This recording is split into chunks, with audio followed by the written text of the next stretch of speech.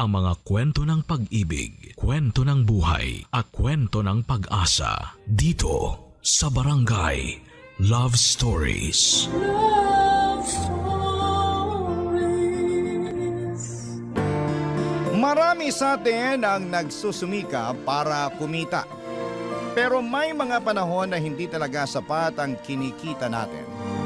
Ikaw, kabarangay, ano ang ginagawa mo kapag kapos ka sa pera? Dear Papa Dudut, magandang araw po sa inyo at sa lahat ng mga nakikinig sa Barangay LS. Ako nga po pala si Jules. Nagtatrabaho po ako bilang supervisor sa isang call center at palagi po akong nakikinig sa inyo tuwing break ko. Matagal ko na rin pong napapakinggan ang iba't ibang kwento tungkol sa love life dito sa Barangay LS. Kaya naman naisipan ko na baka panahon na rin para ibahagi ko ang sarili kong karanasan. Isa lang po akong simpleng lalaki, Papa Dudut, na may simpleng pangarap ang bumuo ng sarili kong pamilya. Pero kung tutuusin ay pakiramdam ko ay hindi ako kagwapuhan, kaya pakiramdam ko rin na wala talagang nagkakagusto sa akin. Pero nagbago ang lahat nang ipakilala sa akin ang kaibigan ko si Dina. Nereto niya ito sa akin at noong una ko pa lamang makita ang litrato ni Dina, napahanga na agad ako. Ang ganda niya at mukha rin siyang mabait. Kaya hindi na ako nagdalawang isip na hanapin si Dina sa Facebook. Nung unang beses ko siyang i-chat at magpakilala, sobrang kaba ang naramdaman ko. Pero nilakasan ko talaga ang loob ko dahil gusto ko siyang makilala ng mas mabuti. Sa awa ng Diyos ay nag-reply si Dina at habang tumatagal, mas lalo kaming naging malapit sa isa't isa. Araw at gabi kaming nag-uusap pero kahit na ganoon ay hindi pa rin kami nakakapag-video call noon kasi medyo naiilang ako sa itsura ko. Pero dumating din sa punto na naisip kong dapat na rin kaming magkausap ng mas personal. Kaya kahit kamado ay nilakasan ko na ang loob ko. At hindi ko makakalimutan ang unang beses kami na nag-video call ni Dina.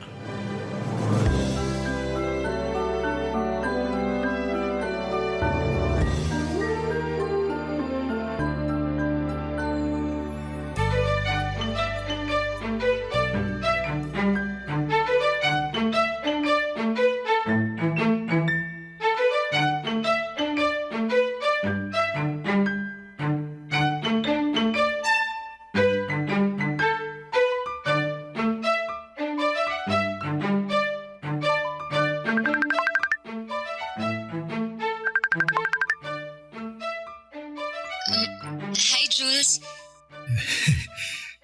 Kumusta ka? Eto, okay lang. Ikaw? Okay lang din. Kumain ka na ba? Oo.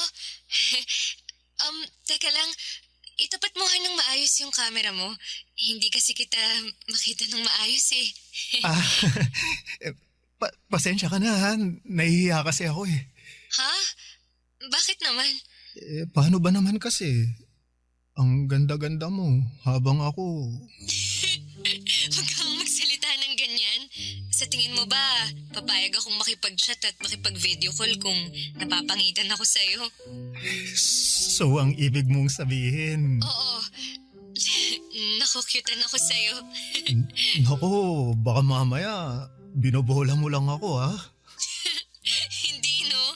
Kaya huwag ka nang mailang sa akin. Sige na nga, sabi mo eh. Nga pala, asan ka ngayon? Ha? Nasa apartment ako. Bakit? Ang ganda kasi ng apartment mo, mukhang hotel. Ay, thank you ah. Pa-room tour ka naman dyan oh. Sige ba? Oh, yan. Bale, ito yung CR.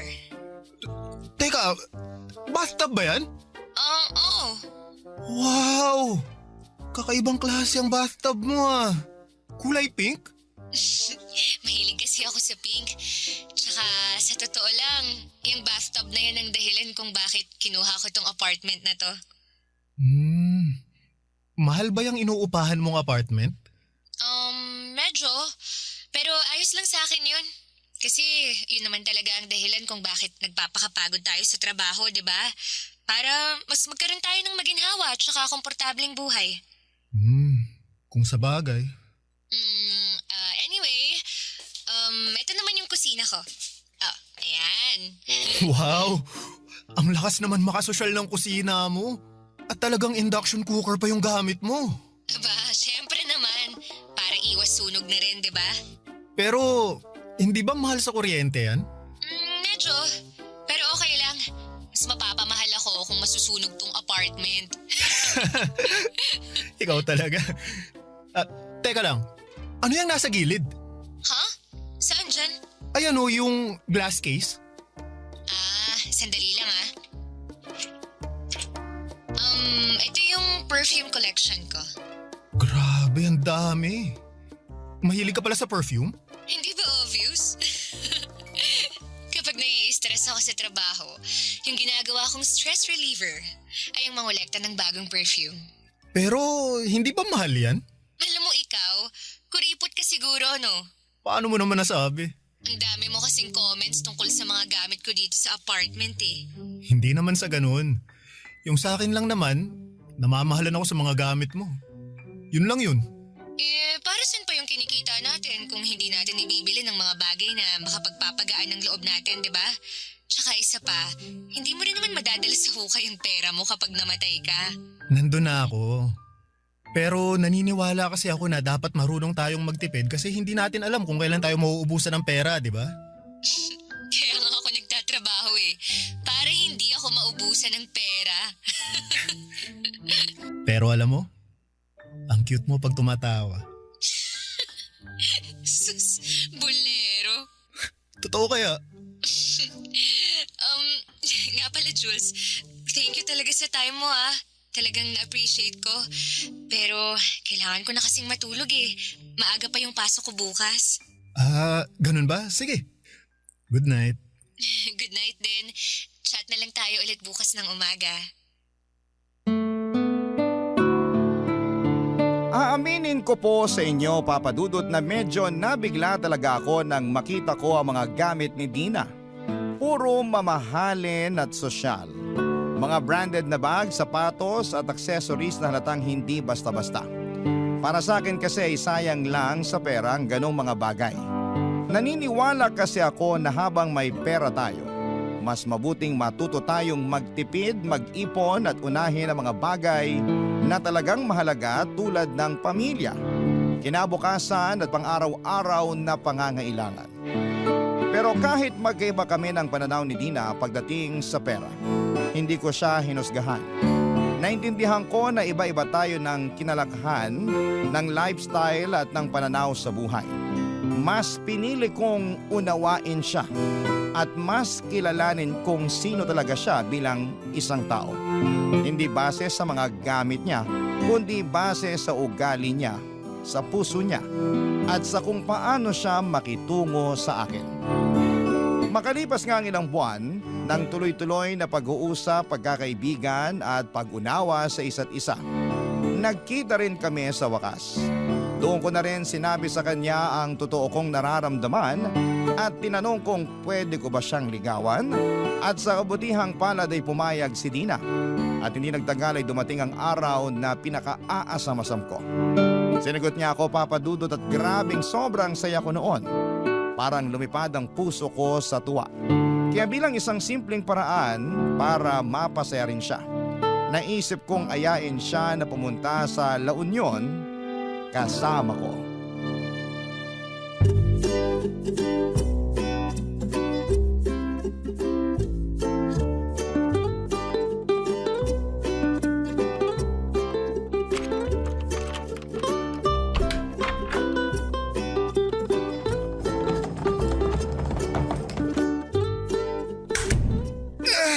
Salamat sa Diyos.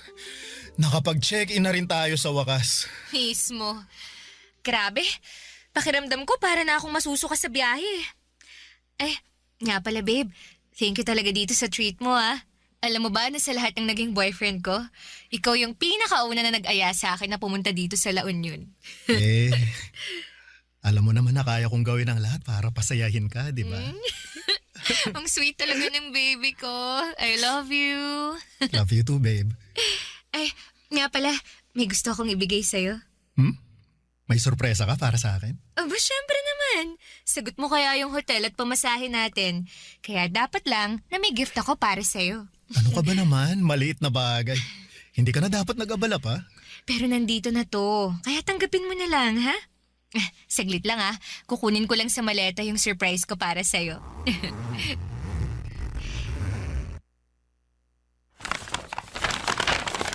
Tada! Ayun oh! Binilhan kita ng 5 t-shirt. Uy, ang dami naman yata niyan. Kailan mo binili ang mga yan? Namili na ako nung sinabi mo sa akin na pupunta tayo dito ng La Union. Para laging handa, diba? Ay, kaya naman pala ang laki ng maleta na dala mo eh. Okay lang yan. Kaya ko namang buhatin yan eh. Oh, tanggapin mo na tong mga t-shirt. Thank you dito, babe ah. Huwag kang mag-alala. Babawi ako sa'yo bukas. Ano ka ba? Kahit hindi na. Saglit nga lang. May price tag pa tong mga t-shirt oh. 4,000 isang piraso? Saan mo naman nabili tong mga to? Bakit ang mahal? Di syempre sa department store. Okay na yung mahal. At least matagal masira, diba? Ay, dapat sa ukay-ukay ka na lang namili. Alam mo ikaw, matagal ko nang napapansin na sobrang higpit mo pagdating sa pera.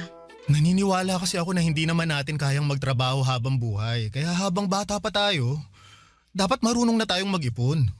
Ewan ko sa'yo. Basta ako, naniniwala ako na dapat matutunan mo rin na i-enjoy yung pera mo while you're still young. You only live once. Ganun. Tsaka isa pa, hindi mo rin naman madadala yung pera mo sa langit, di ba? Kaya dapat, lubus-lubusin mo na kung anong meron ka ngayon. Dina, dapat alam mo rin yung mga limitasyon mo pagdating sa paggastos ng pera. Alam mo, nakakatawa ka. Bakit naman? Yung mga ex ko nga dati, tuwang-tuwa tuwing binibigyan ko sila ng regalo eh. Pero ikaw, kakaiba ka. Ikaw lang yung kilala kong nagdadalawang isip pa tuwing binibigyan ng regalo. Lumaki kasi ako sa hirap eh, kaya palagi akong nag-iingat pagdating sa pera. Jules, ganun din naman ako. Yung mama ko, kasambahay lang. Tapos yung papa ko, construction worker. Isang kahig, isang tuka lang yung pamilya ko nung nasa high school pa kami. Kaya nung natanggap ako sa trabaho ko bilang insurance agent, pinangako ko na ibibigay ko sa sarili ko yung buhay na hindi ko makamit-kamit nung bata pa ako. Kaya naman pala. Mas naiintindihan ko na ngayon kung saan ka nang gagaling. Mabuti naman kung ganon. Kasi may surprise pa ako para sa'yo. Teka lang ah. Ito, perfume. Magkano naman bili mo dito? 10,000 lang yan. Ano? Limited edition kasi yung perfume na yan. Kung tutuusin nga, mura na yun eh. Kasi nakasale pa yan nung binili ko. Huwag ka na ngang magtanong ng kung ano-ano dyan. O eto, tanggapin mo na lang. Sige na nga, gift mo sa akin to eh. Thank you dito ah. Maliit na bagay.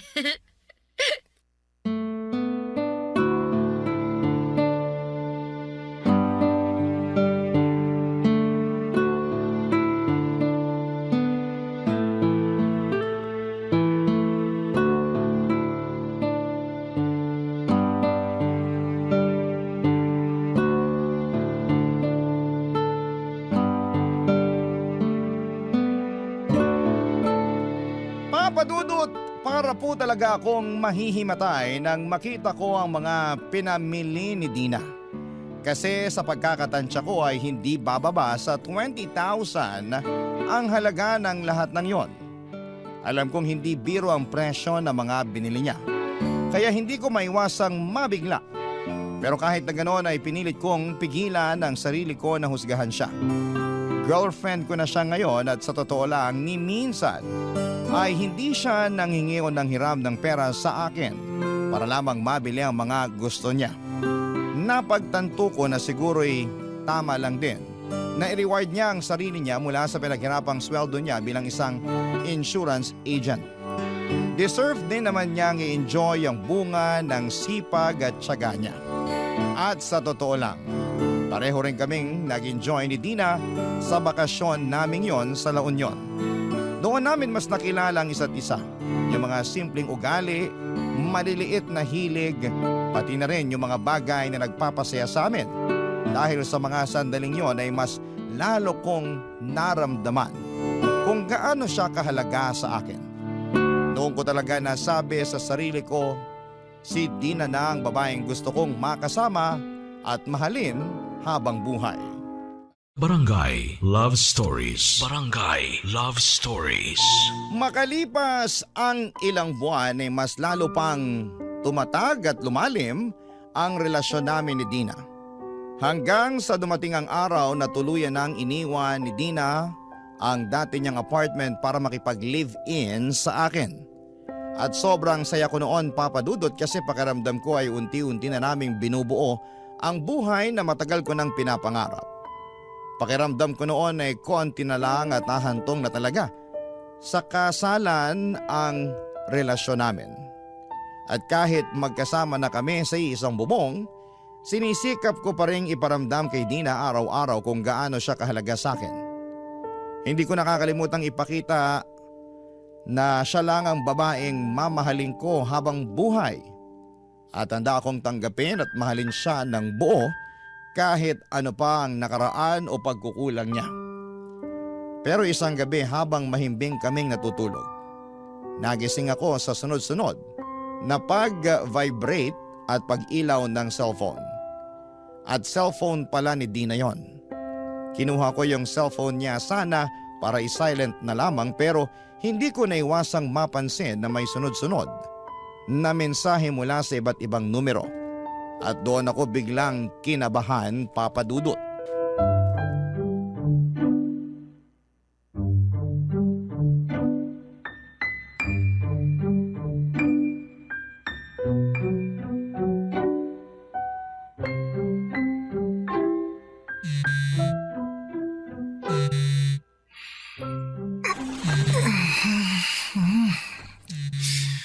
Ano ba naman yan? Istorbo talaga oh.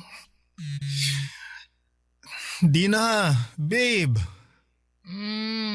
Yung cellphone mo, kanina pa nagva-vibrate. Matingnan nga. Sino pa kasi to? Teka lang, wag. Akin na nga yan. Ano to? Ba't ang daming number na nagte-text sa'yo? Sino yung mga yan? Wala to. Mga katrabaho ko lang. Ha? Sigurado ka ba? Kasi parang nakita ko yung isang message, mukhang sinisingil ka yata. Oo. Gaya nga ng sabi ko, katrabaho ko lang yun.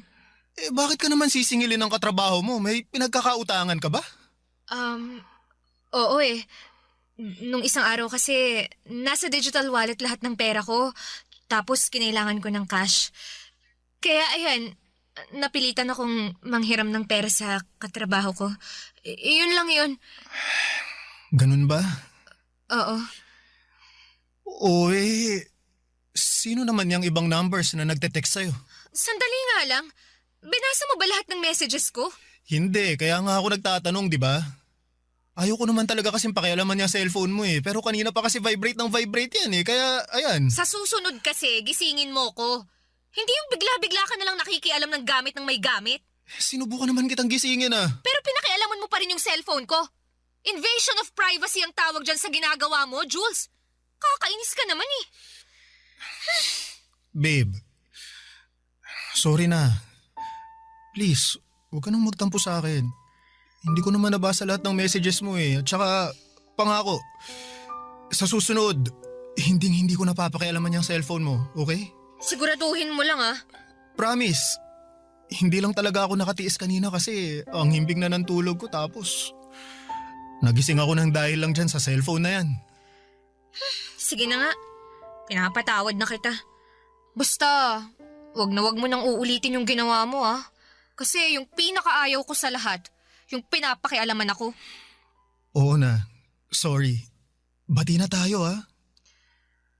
Oo na. Nga pala babe, may gusto sana akong i-open up sa'yo eh. Ano yun? Siguro bukas na lang. Alam mo ikaw, ang labo mo kausap. Para saan pa na binanggit mo yung gusto mong pag-usapan kung hindi mo naman pala ikikwento sa akin? Kasi kasasabi mo lang na ayaw mo yung pinakikialaman ka, kaya eto. Natatakot na ako na baka magalit ka na naman sa akin. Sige na, sabihin mo na. Sa tingin mo ba makakatulog pa ako pag hindi mo sinabi sa akin yung gusto mong sabihin? I'm sorry babe pero yung ayaw ko kasi sa lahat yung may utang eh. Grabe ka naman sa akin. Ba't pakiramdam ko parang hinuhusgahan mo na ako, ha? Yung katrabaho ko lang naman yung inutangan ko kasi wala akong cash nung time na yon.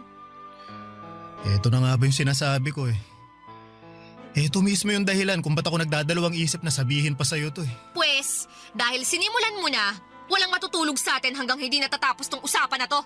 Please babe, huwag mo naman sanang masamain yung sinasabi ko sa'yo. Nakakasama ka ng loob eh. Pakinggan mo muna kasi ako. Yung sa akin lang naman, ayokong mabaon ka sa utang. Babe, alam kong marami kang luho. At tinanggap ko naman yun, di ba? Kasi nga, tulad ng sabi mo sa akin noon, pera mo naman ang ginagamit mong pambili sa mga luho mo. Kaya hinahayaan na lang kita. Pero yung utang kasi, ibang usapan na yun eh. Sandali nga lang. Ba't ka ba nagkakaganyan, ha? Ba't pa praning na praning ka na may utang ako sa katrabaho ko? Ayoko lang kasing matulad ka sa mga kasama ko sa call center. Anong ibig mong sabihin? Marami kasi akong katrabaho sa call center na mahilig mangutang.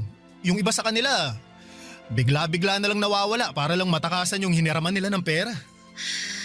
Babe, alam kong concern ka sa akin. Na-appreciate ko yun. Pero wala kang dapat ipag-alala. Hindi ako matutulad sa mga kasamahan mo sa call center. Siguro nga marami akong luho, pero hello, sahod ko naman yung pinambibili ko ng mga luho ko. Sige na, huwag ka nang magtampo sa akin oh. Ikaw lang naman tong iniisip ko eh. Iba pa rin kasi talaga kapag may financial stability tayo. Oh, sure, whatever. Matulog na nga lang tayo. Baka mamaya kung saan pa mapadpad tong usapan na to eh. Good night na.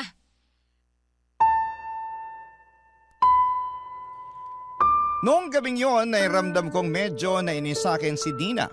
Pero kahit ganun pa man ay wala akong pinagsisihan sa mga sinabi ko. Alam ko sa sarili ko na kapakanan lamang niya ang iniisip ko noon. Marami kasi akong kakilala sa call center na nalunod na sa utang.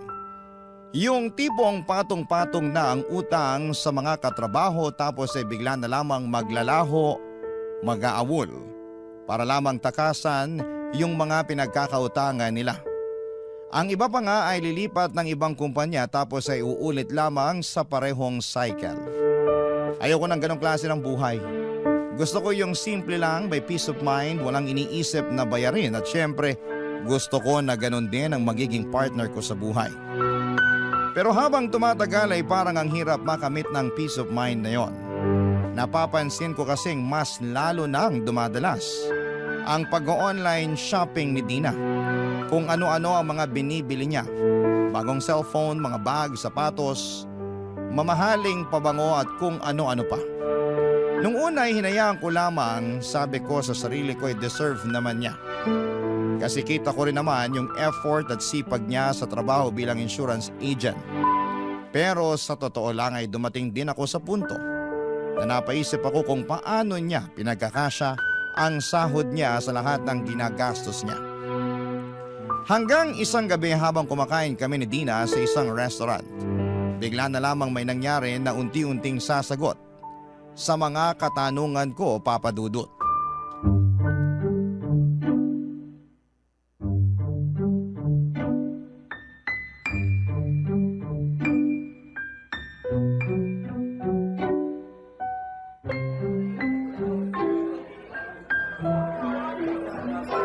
Babe, thank you dito sa treat mo ah. Maliit na bagay babe, kahit ano para sa'yo. Teka lang. Parang himala yata na dinala mo ko rito sa restaurant. Di ba, ikaw tong palaging nagre-reklamo na sayang lang sa pera yung paglabas-labas para kumain? Kakasahod ko lang kasi at napagtanto ko na medyo matagal-tagal na rin simula nung huli tayong lumabas. Kaya eto. Confirmed. Mahal na mahal mo nga talaga ako. Naman. At mahal na mahal din kita kahit kuripot ka. Uy, hindi ako kuripot Maingat lang talaga ako sa pera, alam mo yan. Alam mo minsan, natatawa na lang ako eh. Bakit naman? Hindi ko kasi magets kung bakit tayo nagkasundo at nagkatuluyan eh. Isipin mo kuripot ka. Ano ba naman yan? Hindi nga ako kuripot. Tapusin mo na muna kasi ako. Anyway, kuripot ka. Tapos, ako naman maraming luho. Pero kahit magkaiba yung personalities natin, nagkakasundo pa rin tayo, di ba? Alam mo, babe, nung una, hindi nga ako natutuwa sa mga luho mo eh. Pero habang tumatagal, napaisip rin ako na siguro deserve mo naman yung mga pinamimili mo kasi galing naman ang lahat ng yun sa hard work mo, di ba? Tama ka dyan. Ay, asa na nga ba yung dessert na in-order natin? Ba't ang tagal? Kaya nga eh. Uy, babe, yung cellphone mo nagre-ring. Ay, Uy, bakit mo naman pinatay? Baka importante yun. naku wala. Katrabaho ko lang yan. Anyway, tawagin mo na kaya yung waiter, babe. Mag-follow up ka? Mamaya na, bigyan na lang natin ng 5 minutes. Tapos kapag wala pa, saka na ako magfa-follow up. Sige. Teka, kanina pa ring ng ring yan eh. Pakiramdam ko mukhang importante yan. Sagutin mo na lang kasi. Hindi na kailangan. Gaya nga ng sabi ko, hindi naman importante yun. Uy, ayos ka lang? Ba't mukhang Biyernes Santo yung mukha mo? Babe, ayoko sanang sabihin to eh, pero pakiramdam ko kasi parang may tinatago ka sa akin. Ano? Paano mo naman nasabi yan, ha? Masisisi mo ba ako eh? Kanina pa ring nang ring ang cellphone mo pero hindi mo sinasagot. Hindi ko sinagot kasi nga nagde-date tayo. Ayokong makaistorbo yung tawag na yun sa date natin. Yun lang yun. Kalokohan. Kung talagang wala kang tinatago, sasagutin mo yung tawag na yun. Ayoko sanang gawin to eh, pero pahiram nga ako ng cellphone mo. Ano? Ayoko. Kung talagang wala kang tinatago, ipapakita mo sa akin yung cellphone mo. Sumusobra ka na, Jules, ha? Pinagtutudahan mo ba ako na may iba akong lalaki, ha? Buti naman at alam mo. Ipakita mo sa akin yung cellphone mo ngayon mismo dahil kung hindi, tatapusin ko na tong relasyon na to. Yung ayaw na ayaw ko sa lahat, yung pinaglilihiman ako eh. Oh, sige na nga. Oo, yan. Kahit halongkatin mo yung cellphone ko hanggang umaga, wala kang makikitang lalaki dyan. Teka lang. Ano to? Ang dami mong missed calls Tapos pa iba-iba pa yung number. Sino ba tong mga to ha? Tsaka bakit hindi mo man lang sinesave sa contacts mo tong mga number? Saka na lang natin pag-usapan to, please. Hindi. Magpaliwanag ka ngayon din. Hindi ako matatahimik hanggat hindi mo ipinapaliwanag sa akin kung bakit ang dami mong missed calls galing sa iba't ibang number. Okay. Tingnan mo na lang yung mga messages. Para malaman mong sagot dyan sa tanong mo. Sige.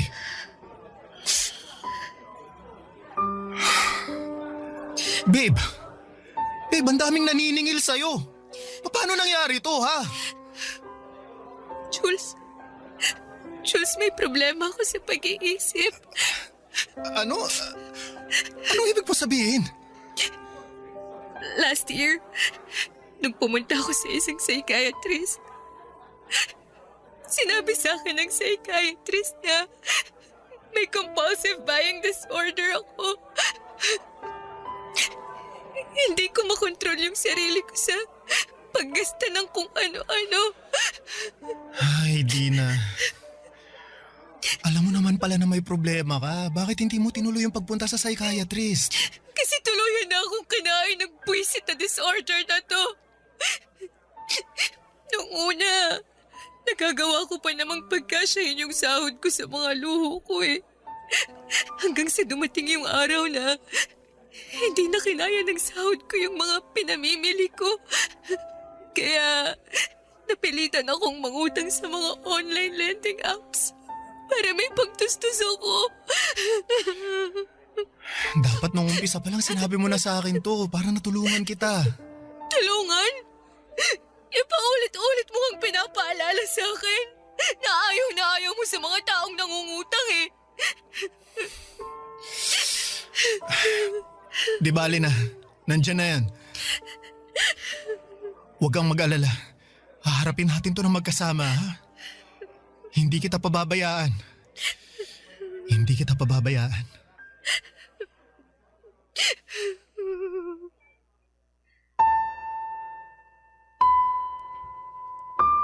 Inis na inis talaga ako kay Dina noong gabing yon, pero mas nangibabaw pa rin sa akin ang awa at malasakit. Hindi ko kayang hiwalayan siya ng basta-basta, lalo na dahil sa mga utang niya.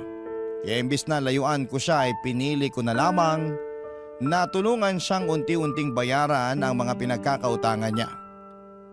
Sa mga panahong yon ay palihim din ako nag-iipon para kahit papaano ay magkaroon kami ng sapat na pera na pangkonsulta sa psychiatrist.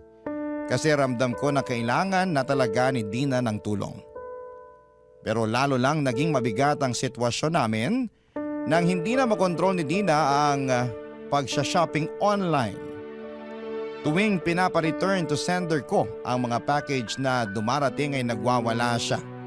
Umiiyak at halos hindi ko na siya makausap ng maayos. Sa totoo lang ay sobrang stress na rin ako ng mga panahon na yon kasi kapag tinutulungan ko si Dina na bayaran ang mga utang niya ay halos wala nang natitira sa sahod ko. Ang mas masakit pa ay parang wala siyang pakialam sa mga tawag mula sa mga pinagkakautangan niya. Parang sanay na siya o wala na lang talaga siyang ganang harapin yon. Pero kahit na ganoon ay pinanghawakan ko pa rin ang pangako ko sa sarili ko, Papa Dudut, na hindi ko susukuan ang relasyon namin. Kasi ang pera kaya mong kitain ulit yan. Pero ang tunay na pagmamahal, bihira lamang yang dumating. At para sa akin, si Dina pa rin ang pinakamamahal ko, Papa Dudut. Barangay Love Stories. Barangay Love Stories. Habang lumilipas sa mga araw ay nagsimula na lamang akong mag-research sa internet kung papaano harapin at unawain ang isang taong may compulsive buying disorder. Doon ko natutunan na napakahalaga pala ng mga salitang ginagamit mo kapag kinakausap mo sila. Kailangan mong maging maingat at maunawain.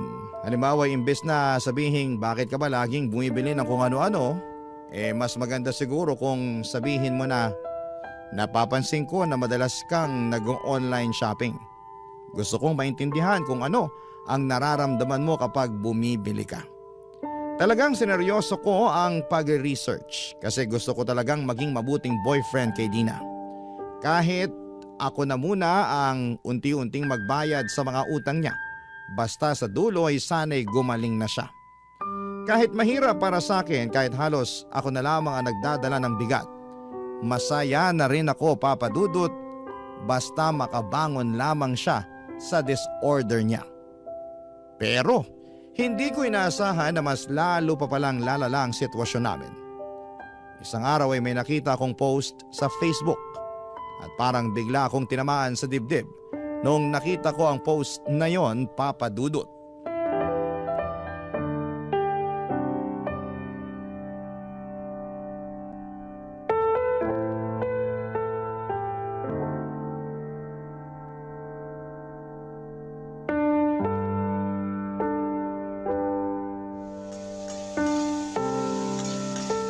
Dina!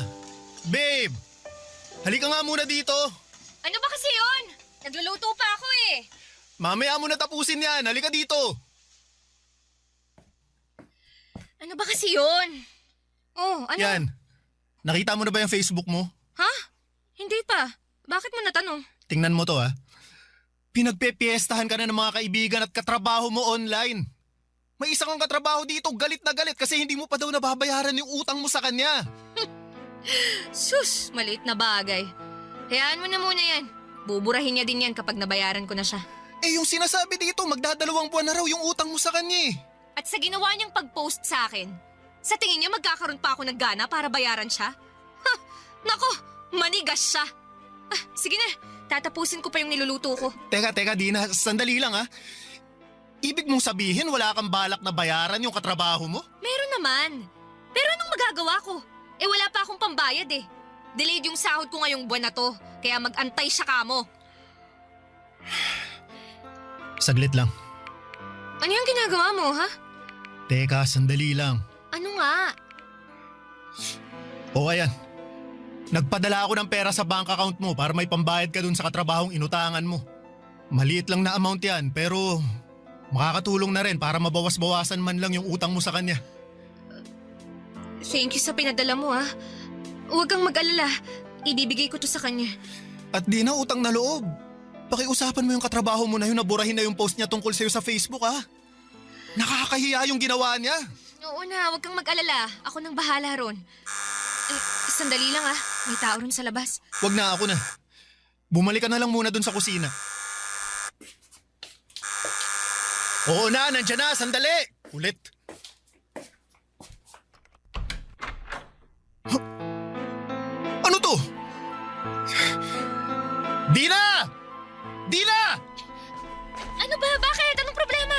Tingnan mo to. Oh, May nagpadala ng bulaklak na para sa patay. Diyos ko! Teka lang. Bakit nakalagay yung pangalan ko dyan? Nasaan na yung walang yung delivery boy na nagpadala nito, ha? Kakausapin ko!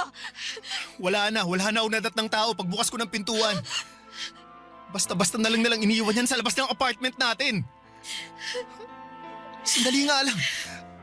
Posible bang isa sa mga pinagkautangan mo yung nagpadala nito, ha? Siguro, ewan ko. Hindi ko alam. Naguguluhan ako. Teka nga lang, anak na. Ginamit mo ba yung address natin sa pangungutang mo, ha? Ha? Oo, babe. Pero I'm sorry. Hindi ko naman alam na padadala nila ako ng bulaklak para sa patay, eh. Alam mo, Dina, ayoko na. Siguro, mas makakabuti para sa ating dalawa kung maghiwalay na lang tayo. Teka nga lang. Natutuwag ka ba nang dahil lang sa bulaklak na yan? Ang hina mo naman yata. Hindi lang yun. Alam ko na may sakit ka. At pilit kitang iniintindi. Pero alam mo kung ano yung mahirap sa'yo? Minsan hindi mo man lang sinubukan na tulungan niya sarili mo eh. Hindi mo ba napapansin na ako tong nagpapakahirap sa trabaho para lang mabayaran yung mga pinagkakautangan mo? Talaga ba, ha? So ano yun? Nanunumbat ka, ganon, ha? Hindi ako nanunumbat kasi sariling desisyon ko yung tulungan ka para mabayaran lahat ng pinagkakautangan mo. Pero yung hindi ko lang matanggap-tanggap, yung parang wala kang balak na ayusin niya sarili mo. Yung tipo, nakakatulog ka ng mahimping sa gabi kahit ang dami-dami ng taong nagagalit sa'yo dahil dyan sa mga utang na yan. Hindi ko pinangarap ang ganitong klaseng buhay, Dina. Buong buhay ko nagsumikap ako para hindi ako magkautang. At ayoko na yung pakiramdam na parang hinihila mo ako pababa kasama mo. Pwes kung ganon, edi sige. Mas mabuti pa nga maghiwalay na lang tayo. Maghiwalay na lang tayo! O sige! Pero isa lang ang sasabihin ko sa'yo, Dina. Sana gamitin mo ang pagkakataon to para tulungan yung sarili mo. Maniwala ka sa akin, hindi ka aasenso sa buhay kung ipagpapatuloy mo ang ginagawa mong pangungutang. Hiwalay na tayo, di ba? Kaya wala ka ng karapatan na paghimasukan pa yung buhay ko. Labas ka na sa mga ayaw at gusto kong gawin. Kukunin ko na yung mga gamit ko. At makikitira na muna ako sa mga kaibigan ko. Goodbye, kuripot!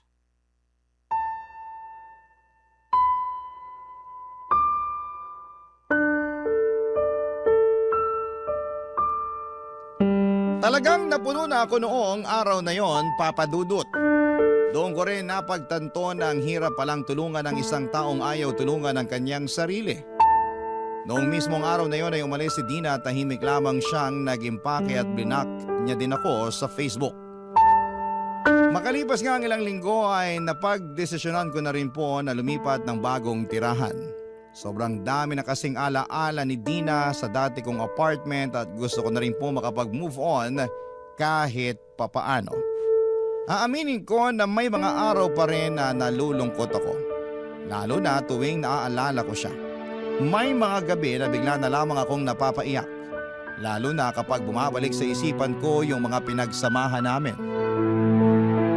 Pero kasabay noon ay naaalala ko rin kung gaano kabigat yung pinagdaanan ko noon yung stress, yung pagkalunod sa problema, at yung halos maubos na ako sa kakabayad sa mga utang na hindi naman akin. At dahil doon ay mas naging buo ang loob ko na tama lang ang naging desisyon kong tapusin ang relasyon namin. Lumipas nga ang ilang buwan at naging mas tahimik ang buhay ko, Papa Dudut.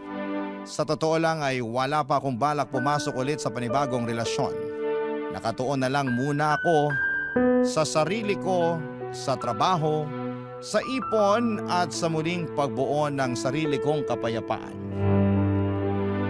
Pero isang araw sa hindi inaasahang pagkakataon ay paulit-ulit akong tinawagan ni Dina sa cellphone.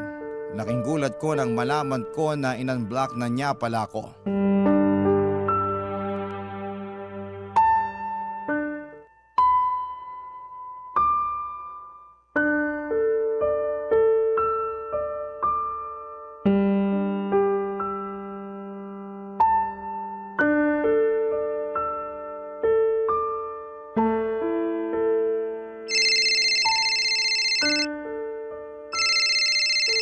May tumatawag.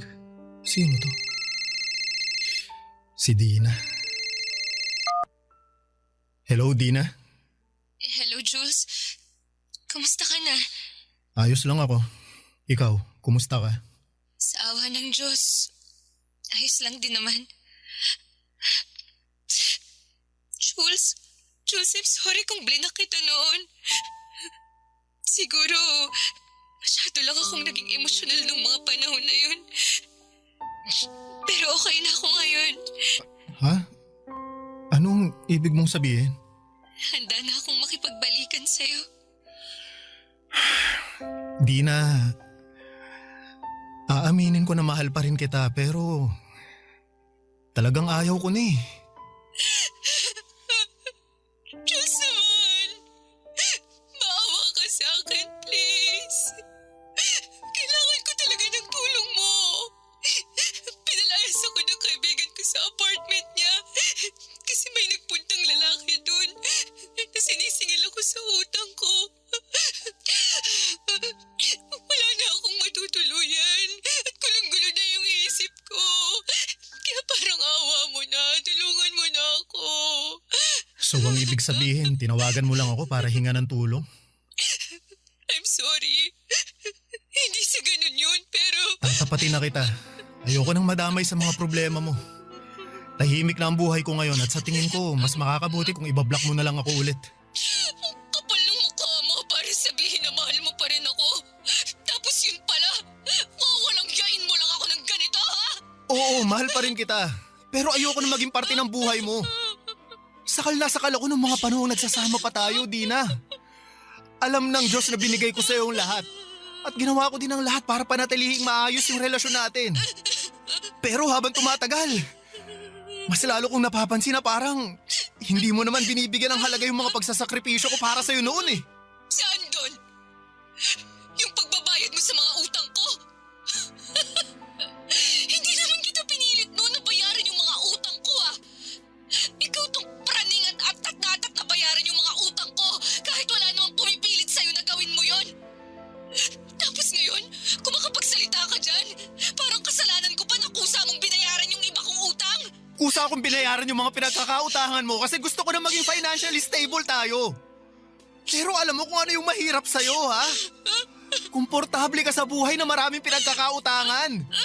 Parang wala lang sa'yo yung tipong habang tumatagal, mas lalong humahaba yung listahan ng mga pinagkakautangan mo. Parang ayos lang sa'yo na hindi ka makapagbayad.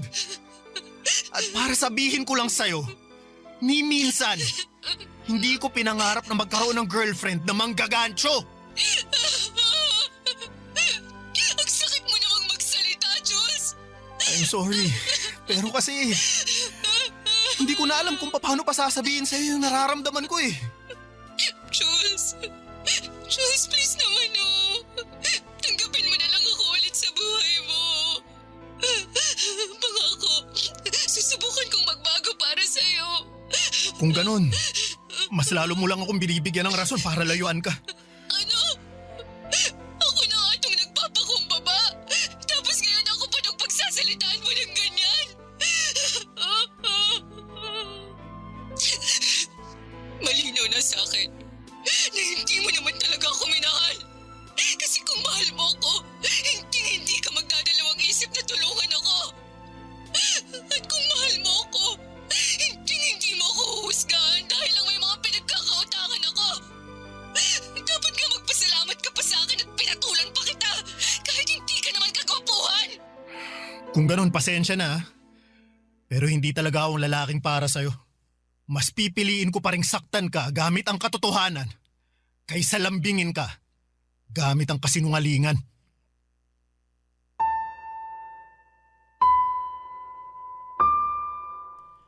Siguro po ay marami sa mga kabarangay ninyo ang huhusga sa akin dahil sa ginawa kong pangiiwan kay Dina.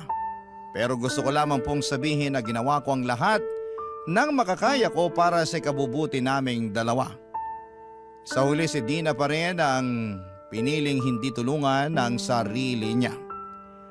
Wala pong masama sa pagsalba sa sarili mo mula sa isang sitwasyong alam mong hindi na nakakabuti para sa iyo. Lalo na kung naibigay mo na ang lahat pero ang taong kasama mo ay ayaw pa ring magbago. Sa ngayon po, Papa Dudut, ay tahimik na ang buhay ko. Wala na rin akong balita kay Dina mula nang huli kaming mag-usap sa cellphone. Pero may isang mahalagang aral akong natutunan sa lahat ng mga nangyari. Dapat maging matalino tayo sa pagdedesisyon, lalo na pagdating sa pera. Lalo na kung may karelasyon ka na. Dahil ang mga desisyon natin ay hindi lang tayo ang maapektuhan kundi pati na ang mga taong mahal natin. Maraming salamat po sa pagbibigay sa akin ng pagkakataong may bahagi ang kwento ko. Isang love story na hindi man naging perpekto ang ending ay totoo at mula naman sa puso. Umaasa pa rin po ako, Papa Dudut, na mapili po ninyo ang sulat kong ito at para kay Dina, kung sakali man na mabasa mo man ito ay sana'y magbago ka na. Ang iyong forever kapuso at ka-barangay, Jules. Kwentuhan naman tayo dito sa comment section.